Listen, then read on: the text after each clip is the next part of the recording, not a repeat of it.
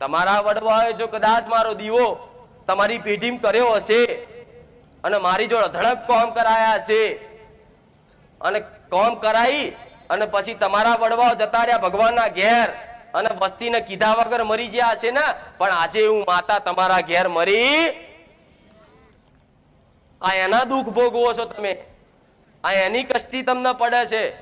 અને જાણતા હોય, તમને વારે ઘડીએ સપનાય આવતા હોય અને વારે ઘડીએ મનમાં થતું હોય કે મારી પેઢી મેલડી હોવી જોઈએ, તો સમજી લો તમારી જ મેલડી તમને સંદેશ પ્રેરણા કરે છે કે દીકરા હું તારા બાપ દાદાની ઉગતાની મેલડી છું.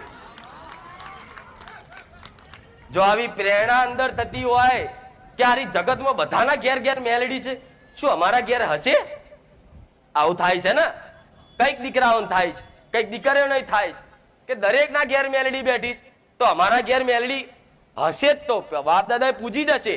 પણ જો આવી કદાચ શંકાય થતી હોય ને, તો તમારી કુળદેવીને એક શ્રીફળ વધેરી અને જોડે પડધોનમાં કદાચ મારા જેવી ઉગતા પોરની મેલડી તમને મનમાં લાગતું હોય કે મારી પેઢી મેલડી હોવી જોઈએ, તો હું એવું કહું છું કુળદેવીને ખાલી એક શ્રીફળ ગુના પેટે વધેરી અને એના પ્રાર્થના કરી અને બાજુમાં ખાલી પાટલી પર મેલડીનો એક ફોટો કે ખાલી લાલ કાપડ પાથરી ખાલી મેલડી ઉગતા પોરની મેલડી પેઢીની નોમ કરી અને ખાલી દીવો ચાલુ કરજો. અરજવારા હોનાના હુરત ના ઉગના તો ગોડા હું સોલંકી પેઢીની મેલડી નહીં.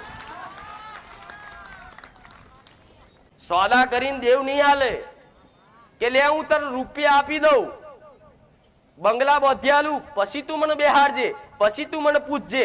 જગતમાં આવા દાખલા દુનિયા હાલે છે ને, પણ આવું કોઈને બન્યું. પણ જેને જેને ઓધરો વિશ્વાસ કર્યો કે આ મારી માં છે, મારાને બેહાડવાની છે, મારાને દીવો કરવાનો છે, ખાલી ઓધરો દીવો કરી કાલની ચિંતા કર્યા વગર ઓધરો દીવો કરજો કે માં મારી પેઢીમાં મેલડી હોય ને તો માં તારા નોમનો દીવો પ્રગટાવું છું. મારા કોઈ જગતની મેલડીને પૂજવી નહીં, પણ મારા બાપ દાદાની ચોક ઊંઘેલી હોય ને તો જાગૃત બનજે.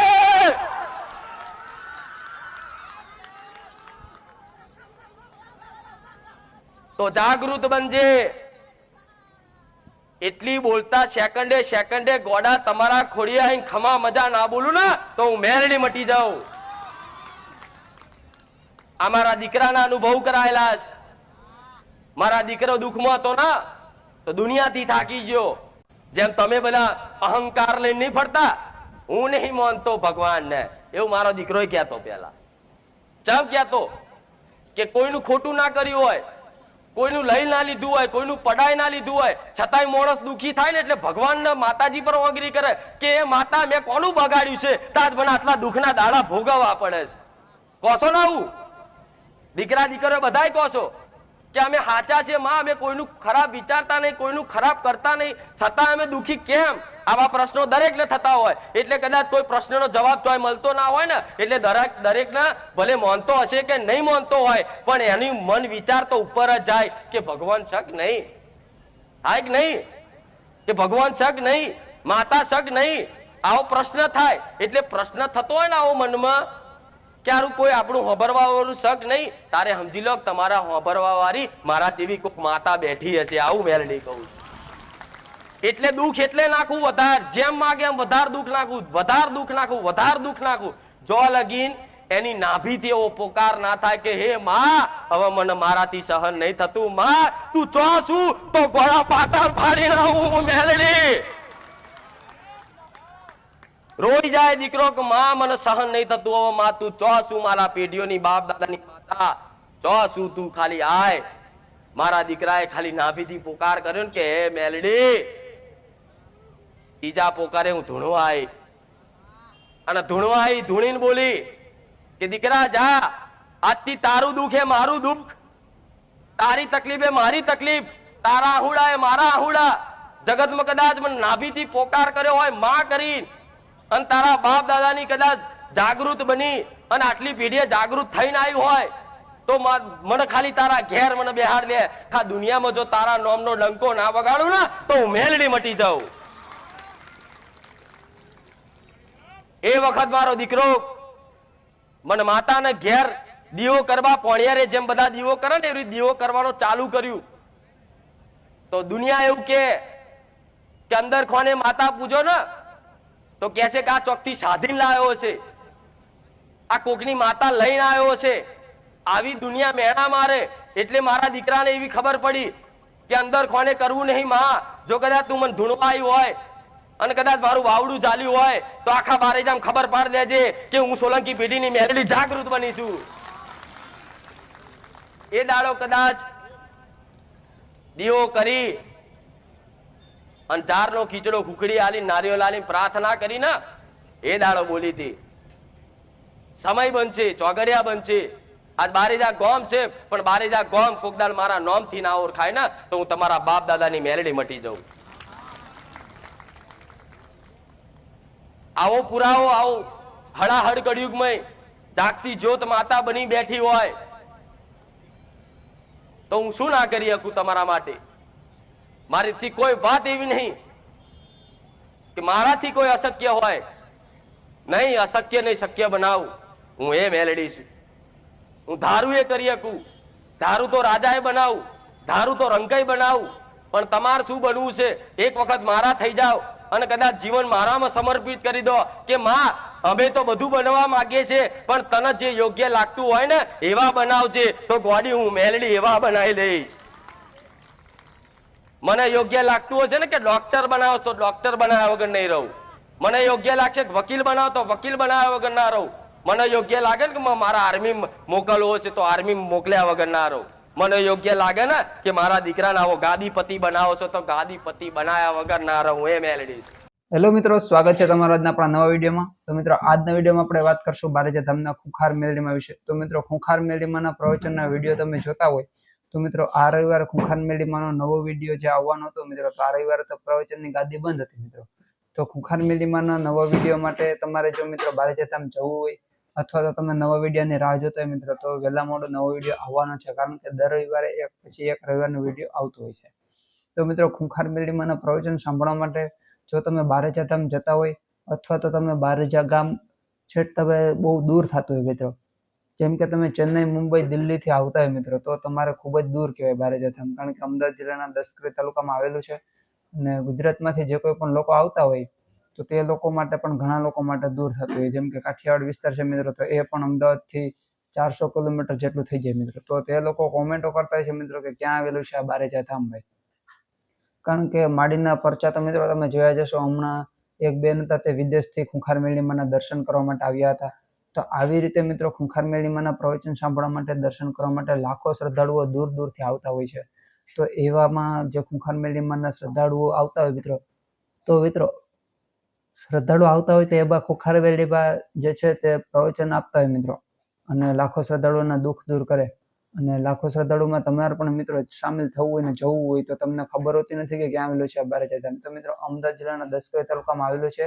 જે બારેજા ગામ છે તેને જ બારેજા ધામ તરીકે ઓળખવામાં આવે છે.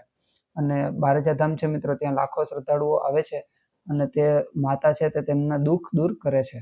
તો હમણાં એક ભાઈ આવ્યા હતા મિત્રો, તેણે મેલડીમાં વર્તી ગયા મિત્રો. 3 વર્ષ પહેલાનો એક ભાવિક હતો, તેણે આવ્યા અને પછી ખુંખાર મેલડીમાં કીધું એને કે તું 3 વર્ષ પહેલા આવેલો હતો અને તારી વીંટી ખોવાઈ ગયેલી હતી, તું વીંટી વાળો છે. તે ભાઈએ હા પાડી મિત્રો. તો તમે જોયો મિત્રો એ વિડીયોમાં ખુંખાર મેલડીમાં 3 વર્ષ પહેલાની વાત કહી દીધી કે આવું હતું ભાઈ. અને એ ભાઈને 3 વર્ષ પહેલા જે પરચો આપ્યો મિત્રો, એ તો તમે જે વિડીયો જોયો મિત્રો તો તમને ખબર પડે કેવો મોટો પરચો આપ્યો. તો મિત્રો તમે ખુંખાર મેલડીમાંને લગતા આવા વિડીયો જોવા માટે તમે આપણા ચેનલને સબસ્ક્રાઈબ કરી લો, જેથી કરીને તમને નવા નવા વિડીયો હોય તો તમને તરત જ આપણા ચેનલ પર મળી રહે. તો મિત્રો આજના વિડીયોમાં ખુંખાર મેલડીમાં શું કીધું કે બારેજા ધામ તમારે જવું હોય અને તમારે પણ ખુંખાર મેલડીમાંનું પ્રવચન સાંભળવું હોય તો તમારે શું કરવું મિત્રો? એના માટે તમારે બારેજા ધામ જવા માટે તમારે કયા રૂટથી જવું? તો પહેલાં તમે અમદાવાદ જિલ્લામાં આવી જાઓ મિત્રો, અને ત્યાંથી જે બારેજા ધામ છે તો ત્યાં તેનું જે દસક્રી તાલુકો છે તો તેના એક ગામડું છે આ બારેજા ધામ છે તે. તો ત્યાં તમે જાઓ એટલે ત્યાં હરિઓમ પાર્ટી પ્લોટ છે, તેમની બાજુમાં સામે મીરા ફાર્મ છે, તેમની બાજુમાં ખુંખાર મેલડીમાંનું આ પ્રવચન થાય છે તે જગ્યા છે. એટલે પહેલા તો લક્ષ્મી જે પાર્ટી પ્લોટ હતો ત્યાં થતું હતું, પછી હવે હરિઓમ પાર્ટી પ્લોટની સામે જે આ ખેતર જેવો વિસ્તાર છે ખુલ્લો, તો ત્યાં થાય છે. તો એનું કારણ શું છે મિત્રો? કે લાખો શ્રદ્ધાળુઓ ત્યાં સમાઈ જાય અને લાખો શ્રદ્ધાળુઓ આવતા હોય તો એ લોકો માટે બધી સુવિધા થઈ જાય, જેમ કે બૂટ ચંપલ રાખવાની વ્યવસ્થા, તે બધી જ પ્રકારની વ્યવસ્થા ત્યાં થઈ જાય. તો એટલા માટે ત્યાં ખુંખાર મેલડીમાંના પ્રવચન માટે લાખો શ્રદ્ધાળુઓ આવતા હોય છે. અને મિત્રો બારેજાધામમાં જો તમારે જવું હોય તો તમે ખુંખાર મેળીમાના પ્રવચન સાંભળવા માટે ત્યાં જતા હોય અથવા તો કોઈ પણ પ્રકારનું કામ હોય ને તમે ત્યાં જતા હોય તો તમે બારેજાધામ જતા હોય તો તમારે માનતા કરેલી હોય ને તમે ત્યાં જતા હોય મિત્રો તો તમારે એક વસ્તુ ખાસ ધ્યાન રાખવી પડે કે તમે માનતામાં જે કંઈ પણ ચડાવવા માંગતા હોય તે વસ્તુ તમારે ચડાવવી હોય તો તમે પૂરા ભાવથી ચડાવો. એવું નહીં કે તમે એ વસ્તુ જેટલાને આવતી હોય એટલે રૂપિયા ચડાવીને આવતા રહો મિત્રો, કારણ કે પૈસાનું અત્યારે મિત્રો એવું મહત્વ નથી. ખુંખાર મેળીમાં તમારો ભાવ જોઈને તમારું કામ કરે છે, એવું નથી જોતા કે તમારી પાસે કેટલો રૂપિયો છે. તો તમે જોઈ જશો મિત્રો સાનિધ્યમાં કેટલાક શ્રદ્ધાળુઓ આવતા હોય કે જે ગરીબ પણ હોય મિત્રો, એવું નહીં કે પૈસાદાર જ આવતા હોય, ગરીબ લોકો પણ આવતા હોય છે અને તેને ખૂબ જ શ્રદ્ધા હોય ને તેમના કામ થઈ જાય મિત્રો. તો બારેજાધામમાં તો મિત્રો શ્રદ્ધાળુઓ જે કોઈ પણ આવે છે તો તેમના માટે જે વાત કરવા નથી. બીજી વસ્તુ એ મિત્રો કે ત્યાં ફોન નંબર ઉપર કઈ રીતે કામ કરતા હોય મિત્રો, જે ફોન નંબર ઉપર ઘણા લોકો એવું કરે છે ભાઈ કે આપણે બારેજાધામ જવું છે તો ખૂબ જ દૂર થાય છે, એક દિવસ તો ત્યાં પહોંચતા જ થઈ જાય, તો રવિવાર તો વયો જાય, આપણે ખબર પડે કે બેઠક ચાલુ છે કે બંધ છે, તો આપણે ચાલો ત્યાં જે સેવક હોય તેને આપણે ફોન કરી લઈએ, એવું વિચારતા હોય મિત્રો કે સેવકોને આપણે ફોન કરી લઈએ. તો તે ભાઈ કહે છે કે ભાઈ સેવક ફોન ઉપાડતા નથી. એનું કારણ શું છે તો કે બારેજાધામમાં જે સેવક હોય છે તો તે લોકો ફોન ઉપાડતા નથી, કારણ કે ઘણા શ્રદ્ધાળુઓ હોય તેની સાથે વાત કરવાની મિત્રો તો 2 નંબર છે અને લાખો શ્રદ્ધાળુઓ છે, તો તેમાં વાત કરવામાં જે સેવક હોય મિત્રો તે પણ આખો દિવસ તો ન આપી શકે, એટલા માટે સેવા કરતા હોય તો સેવાભાવી કામ હોય તો આપણે પણ એ રીતે વર્તવું જોઈએ મિત્રો. આપણે તેને ગાળાગાળી ન કરવી જોઈએ, આપણે તેને વળકા ભરીને કામ ન પૂછવું જોઈએ. આપણે એને કામ પૂછવું હોય તો આપણે આરામથી પૂછવું જોઈએ. તો મિત્રો સેવક છે અકુભાઈ ને શિવમભાઈના 2 નંબર આપેલા છે, પરંતુ તમે તેમાં ફોન કરતા હોય અને ફોન ના લાગે તો તમારે શું કરવું? તો તમારે બારેજાધામ જતા પહેલા તમારે તમને યુટ્યુબ, ફેસબુક, ઇન્સ્ટાગ્રામ ને તમારે ફોલો કરી લેવા, સબસ્ક્રાઇબ કરી લેવા, જેથી કરીને જે કંઈ પણ નવી માહિતી હોય તે તમને તરત જ મળી જાય મિત્રો. તો આ હતી ખાસ વાત મહત્વની કે જેના વિશે તમે સાંભળો એટલે તમને ખબર પડે કે આપણે બારેજાધામ જવું હોય તો કઈ રીતે જવું, ક્યાં બેઠક થાય છે કે કઈ રીતે આપણે ખબર લેવી. પ્રવચનની બેઠકનું પણ એવું જ હોય છે મિત્રો, તે પણ તે લોકો પોસ્ટ મૂકતા જ હોય છે, જેથી કરીને તમને ખબર પડી જાય કે આ રવિવારે બેઠક ચાલુ રહેશે કે બંધ રહેશે. તો મિત્રો પછી બીજી વસ્તુ એ કે જે તમે નાળિયેર ચડાવ્યું હોય, જેમ કે તમે નાળિયેર માન્યું હોય માનતા ચડાવવા માટે આવતા હોય મિત્રો, તો નાળિયેર ચડાવવાનો સમય શું છે તો એનો સમય છે મિત્રો સવારના 10 વાગ્યાથી સાંજના 5 વાગ્યા સુધીનો. ત્યાં એટલા સમયમાં ત્યાં માનતા સ્વીકારવાનો સમય છે. પછી લાખો શ્રદ્ધાળુઓ આવતા હોય તો માળી ગાદી પર બિરાજમાન થઈને લાખો શ્રદ્ધાળુઓને પ્રવચન આપતા હોય છે મિત્રો. આ બધી વસ્તુ ત્યાં ચાલતી હોય છે. તો મિત્રો તમે આજનો વિડીયો જોયો, તમને વિડીયો કેવો લાગ્યો પણ કોમેન્ટમાં જરૂરથી જણાવજો મિત્રો. લાખો શ્રદ્ધાળુઓ કોમેન્ટ કરે છે ભાઈ કે અમને આવો ખર્ચો મળ્યો, આવો ખર્ચો મળ્યો. તો મિત્રો તમે પણ બારેજાધામ જતા હોય ને તમે પણ રૂટની ખબર ના હોય અથવા તો તમારે કોઈ પણ પ્રકારની તકલીફ હોય ને તમને આ માહિતી વ્યાજબી લાગી હોય તો તમે આપણા વિડીયોને લાઇક કરો, ચેનલને સબસ્ક્રાઇબ કરો, અથવા તો જે કોઈ પણ લોકો ત્યાં જવા માંગતા હોય તેમને આપણો વિડીયો શેર કરો, જેથી કરીને તે લોકોની પણ સારી મદદ થઈ જાય. તો આ તો મિત્રો આજનો મહત્વનો વિડીયો જે તમને કહેવાનું હતું મિત્રો, કે જે માહિતી આપવાની હતી તે બધી. તો વિડીયો પસંદ આવે તો વિડીયોને લાઇક કરો, ચેનલને સબસ્ક્રાઇબ કરો. જય ખુખાર મેળીમાં, જય બારેજાધામ.